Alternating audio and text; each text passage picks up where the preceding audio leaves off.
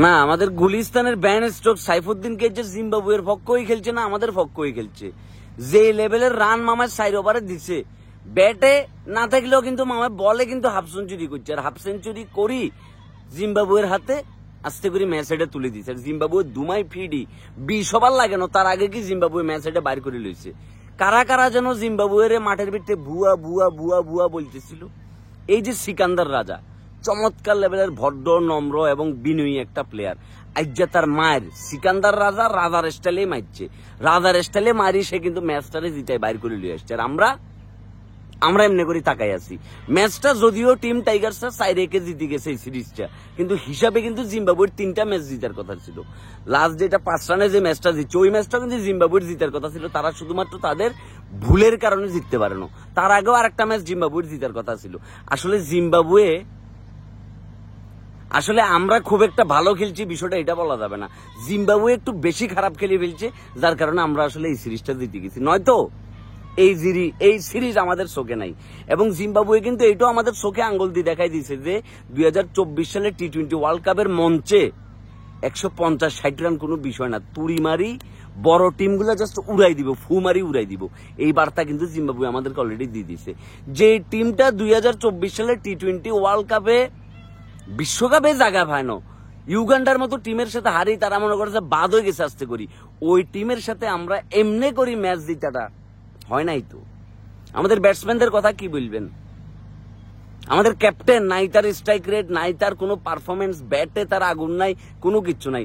আমাদের Leonardo DiCaprio, তার কাছে কোনো প্রকার ভরসা নাই। বুড়া মাহমুদুল্লাহ রেদি কয়দিন চালাইবেন, বুড়া সাকিব আল হাসান রেদি কয়দিন চালাবেন? সাকিব আল হাসান তো এই টি-20 ওয়ার্ল্ড কাপের পরে হয়তো সে ছাড়িয়ে দিবে, কিন্তু আপনাদের যে পাইপলাইনটা কোথায়? আপনারা দিন শেষে কাদেরকে নিয়ে ফাইট করবেন আপনারা ওই জিনিসটা নিজেরাও জানেন না। তাহলে দিন শেষে কই থেকে খেলবেন? কানাডার তো প্লেয়ার বাড়া করিয়ে আনবেন। আমরা টি-20 সিরিজ এটা জিতি না, জিম্বাবুয়ে কেন বেশি বাজে খেলি ফেলছে, যার কারণে আমাদের এই অবস্থা। রাজ্জার ম্যাচে তো কারওয়ান বাজারের ব্যান স্ট্রোক যেটা জিম্বাবুয়ের পক্ষই খেলছে, যার কারণে আমাদের এই অবস্থা। আমরা তার আগের ম্যাচে 101 রানে ছিল আমাদের 1 উইকেট, আর বাকি 43 রানে আমাদের 9টা উইকেট নাই হয়ে গেছে। চিন্তা করছেন যে আমাদের ব্যাটারদের ধৈর্য শক্তি কিংবা ম্যাচে টিকায় রাখার ক্ষমতা কতটুকু?